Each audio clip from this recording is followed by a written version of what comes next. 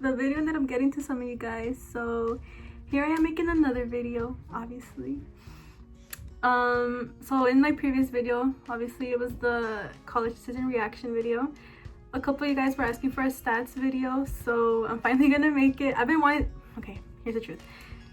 I recorded this 2 times already, but I didn't like the way they came out both times because I was missing a couple. Like in one video I was missing some things, and in the next video I left out some stuff that I talked about in the other video. So I'm more prepared this time. I have my notes here on my laptop, so if I look this way it's because I have my notes.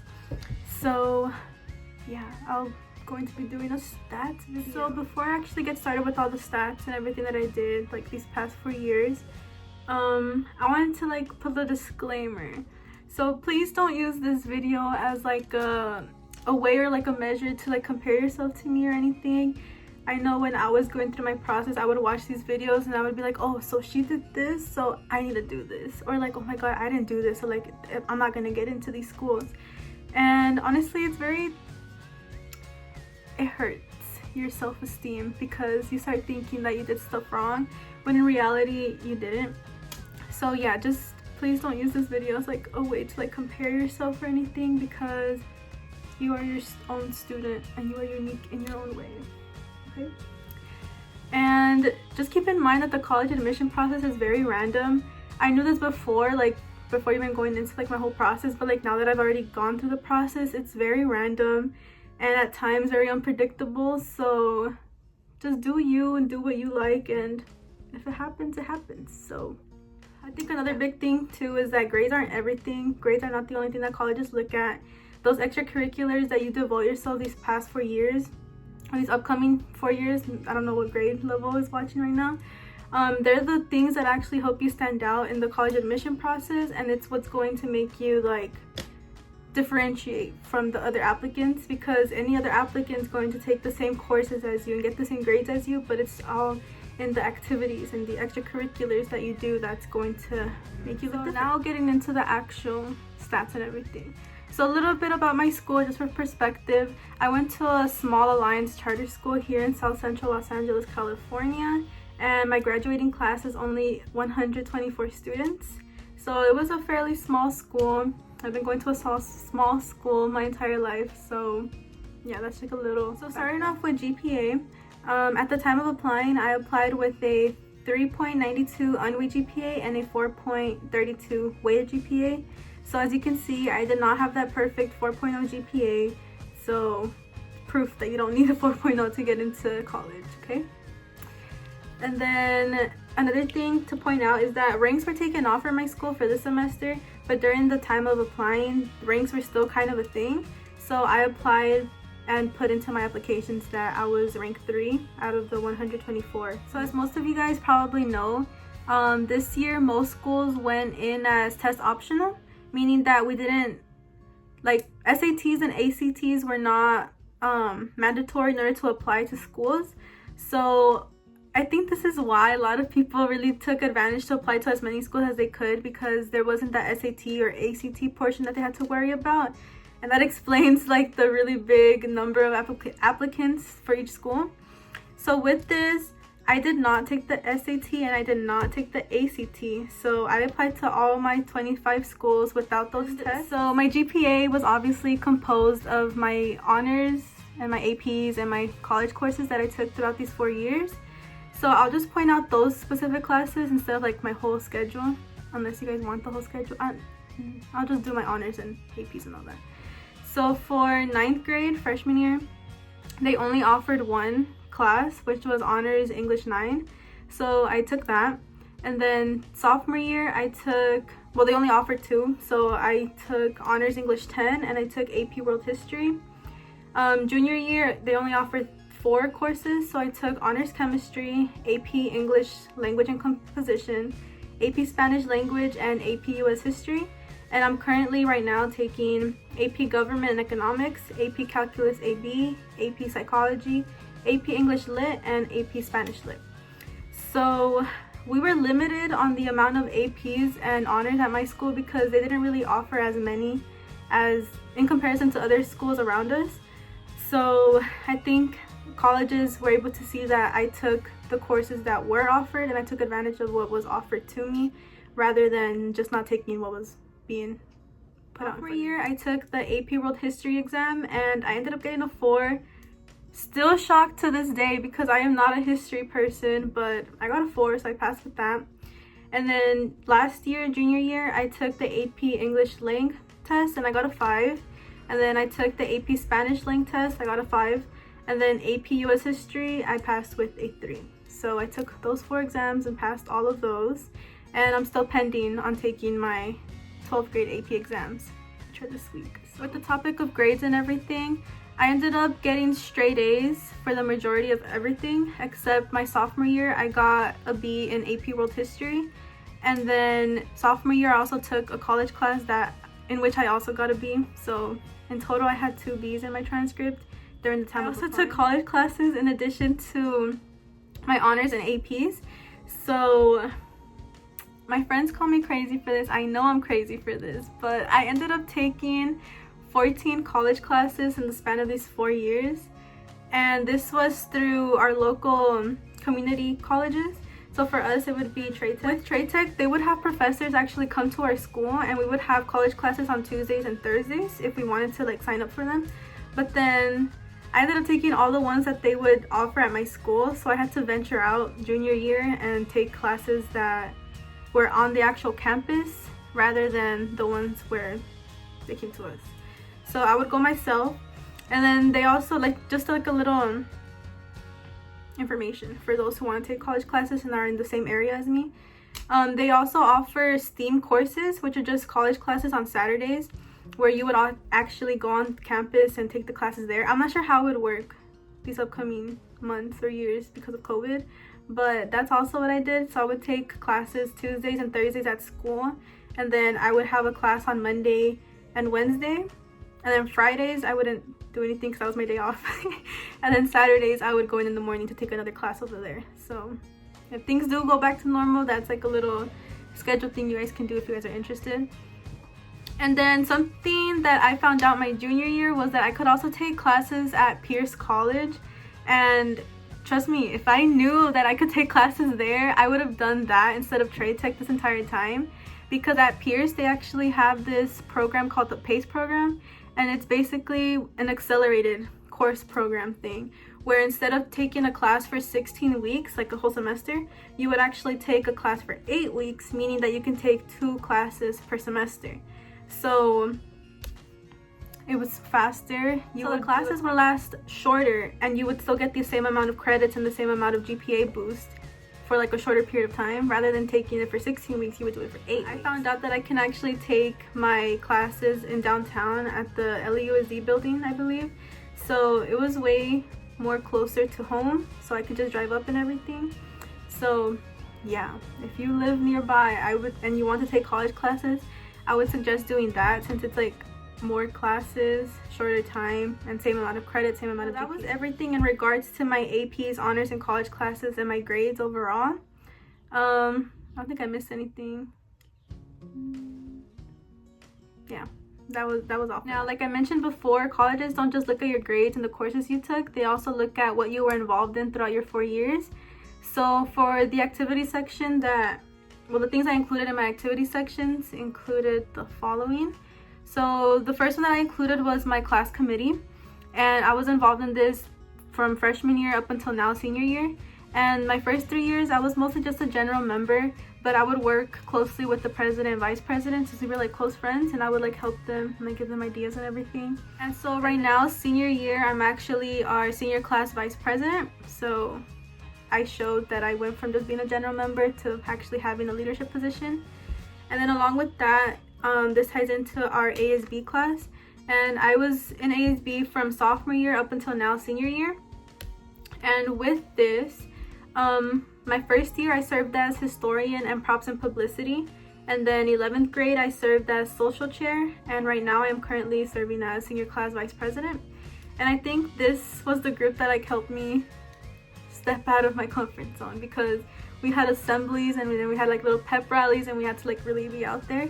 So I really emphasized that in my application, because I used to be really shy and introverted, but now this is the group that helped me step out of my comfort zone through high school. And then furthermore, I also included that I was in yearbook and my newspaper club at school.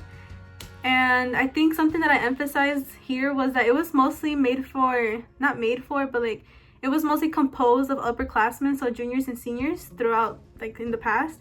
But me being extra, I joined my sophomore year, so it was scary. I was the only sophomore in that class, but I did it either way. And so 10th grade, I served as just a reporter, and then 11th grade, I moved up as an academics lead. And then right now I'm currently our portraits lead and our lead copy editor. So again, I showed that I started off like small and then I moved my way up in leadership positions. And then another group that I included, oh, you have like 10 slots to include in your, like in the Common App and on the UC app, I believe. You have like 10 slots to fill in. So yeah, like I was saying, another activity that I included was my Bring Change. This was a club that I started my junior year with my best friend, and so we're the founders and co-presidents of the club, and it's basically just a mental health awareness club.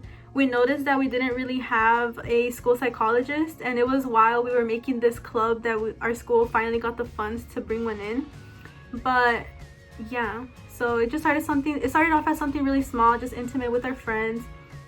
There's a place where they can come and hang out. We would speak and give presentations on mental health and everything.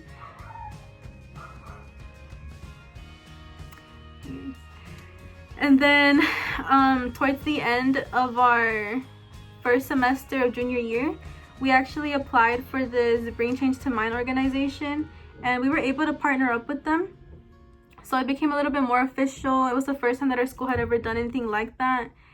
So yeah, it was a really big accomplishment for us.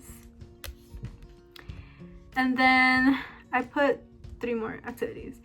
So the other one that I included was our National Honor Society, our NHS, and I put that well, only juniors and seniors can join this group. So my junior year I was secretary, and then this year I am our class's historian. And then I also included Spanish Honor Society, which again I only joined junior year and senior year because those are the only 2 years we were allowed to join, and I'm just a general member there. And the final group that I included was the UCLA Reordained Saturday Business Academy. And I joined this group because, I mean, my primary interest is in the medical field, but I also have a really big interest in business and like entrepreneurship. So I joined this club because again, it's business, and I would get mentored in the business aspects of life and everything. And they also gave me college preparation. So I really like this program. And then something that I pointed out for this group, although it was small, it was still kind of like a big deal because it was like the first time that this group had ever done it. We actually had a mock Shark Tank event, and obviously you guys know what Shark Tank is. You propose an idea and you like market it out and propose your idea, obviously, right? And so I pointed out that I was the winner for this group thing.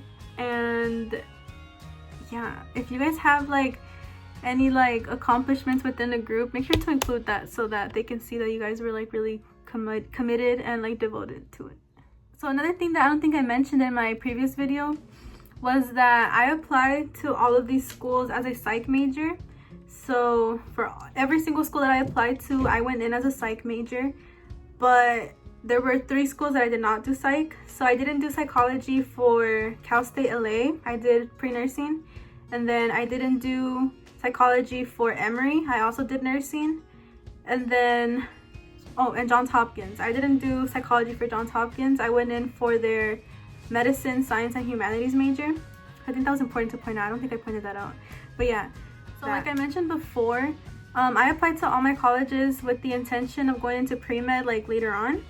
But as you guys could probably tell from like my activities and everything, I didn't really do as many health related activities except for one, which was my health immersion program that I did my summer going into senior year. So after junior year, I had actually applied to our, I don't know how to pronounce it, but the Cedar Sinai Hospital, like as a teen volunteer for the summer. But of course COVID happened, so it was canceled. And because of that, I didn't really want to just write about how, oh, I applied to like a teen volunteer program at the hospital, but COVID unfortunately made it get canceled. I didn't want to just instead I applied to another program through Impact Internships, and I turned that, hey, this program was canceled, into a, hey, this program was canceled, but instead of doing this, I found this other program that would come into its place. So I found the health immersion program through Impact Internships, and it was basically just a program where it was just a 9-week program where we would get lectures and presentations from health graduate students every week, and it was a 3 to 4 hour long session each week. And then through this whole process, we were learning about research tips and everything, where in the end we would conduct our own research project and then present it to the professional physicians and all the health related aspects. So my group was responsible for human anatomy, and I kind of served as like the little group leader of my group. And I think to point out, I was only Latina in the group, so like it was virtual. Oh, it was through Zoom, and it was virtual and everything, but it was like culture shock. Like culture shock is real. And I felt a little bit out of place, but I think that just showed colleges, like, she was able to get through that. I don't know, like, I think maybe, but yeah, I think that should have just pointed that, I think that was something I should have pointed out, that I want to go into the health profession, but I don't want to blame my school, but like my school didn't really give us the opportunity for any health related or medical related programs. So colleges were able to see that I ventured out in order to find these programs. So moving on to the next section of the application, which is the honors and the awards section. The first one that I included was my school's honor roll, which again was only offered to juniors and seniors. So I made sure to include that because they would see that I didn't get it freshman year or sophomore year. And then the next one I included was that I'm a AP scholar with honors, which just means that I got a score of a 3 or higher on multiple exams, which were my previous 4 exams. And then this wasn't necessarily like something I participated in, but just being selected and seen as a recipient was enough for me to include it as an honors, which was the National Youth Leadership Forum. So throughout your high school experience and everything, mostly your junior year and your senior year, you might be getting things in the mail where it like highlights you as a recipient for your school for certain events and certain like forums. So I actually got this one twice, 2 years in a row, and I got it my junior year and my senior year. So I put it in as an honors because it just comes to show that I was being selected and I was representing my school. But of course I couldn't really attend it, but just being, like I said, just being that recipient is enough to be. So the next section in the application was the community service section, and the first thing that I included was my church catechism. And I mentioned that I was a catechist throughout my sophomore year up until now my senior year. And I think this was like a really big one because this was a group that I would participate in on Sundays. So it just showed that I had school Monday through Friday. I had college classes most of the days after school. And then I had a class on Saturday. And then on top of that, I had a church commitment on Sundays. So it just showed that I was busy like throughout my whole week, which is kind of good. But don't worry, I got time for myself, okay? And then the next group that I included was my church youth group, which I have been involved in since my freshman year up until now, again, my senior year. And for this, I think this was one of the bigger ones that I highlighted because I wanted to emphasize that we didn't have a youth group at first, like at all. But after I took my own classes, I actually vocalized to like the church, like, hey, like we want a youth group. And because of that, I became president of the youth group my freshman year, and then I kept it going along throughout these past 4 years. And then even with COVID, I thought we would like stop for a while, but we actually just moved on to Zoom and everything, and we still continue to have those Zoom meetings weekly on Fridays, just like we did. And then the last one that I included for community service was the National Honor Society again, because this is a community service group. So I just wanted to highlight that, and this is where I got the opportunity to say some certain things that we have done like for community service. We just included things such as like giving back to our local children's hospital and the toy drive and the canned food drive that we did throughout these 2 years. So this was everything that I included in regards to like stats, numbers, courses, and all the inside and outside extracurriculars that I participated in.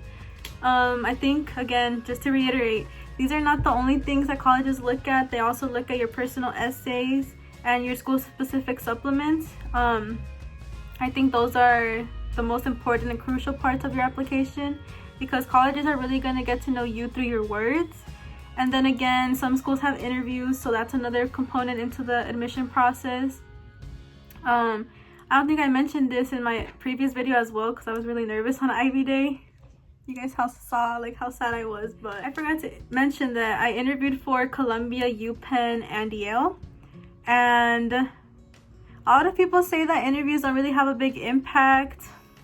I think they don't have a big impact, but either way, if you do get granted the opportunity to have an interview, take it. Being given the opportunity to interview is a good thing, and it might not have as much of an impact on your overall admission. But if you get the opportunity to interview and you deny the opportunity, then that is where it's going to have an impact, because it's going to show that you weren't through the process. You get the opportunity to interview for any schools that you apply to, take it and research the school before and prepare yourself. Okay, create a Google Doc, put all the notes on why you want to go, the specific major school that you want to go to within the college and everything, so that they can see that you actually did your research and that you're really interested. Other than that, I think that was everything that I wanted to include in this video. If I did miss something that you guys wanted to hear, please just comment and I'll respond to you guys. And if there's anything else you guys want to see, just let me know. I really just want to help those as much as I can, because I know that throughout my process, I didn't feel alone, but I felt alone in that I am a first generation, so I really had to make use of the resources and opportunities around me. So look at me as a resource and an opportunity, okay? So if you guys ever just need anything, again, I'll keep my Instagram and my Snapchat and everything in the description box so that you guys can reach out personally or just comment. And yeah, I think that is it. Thank you guys for watching again.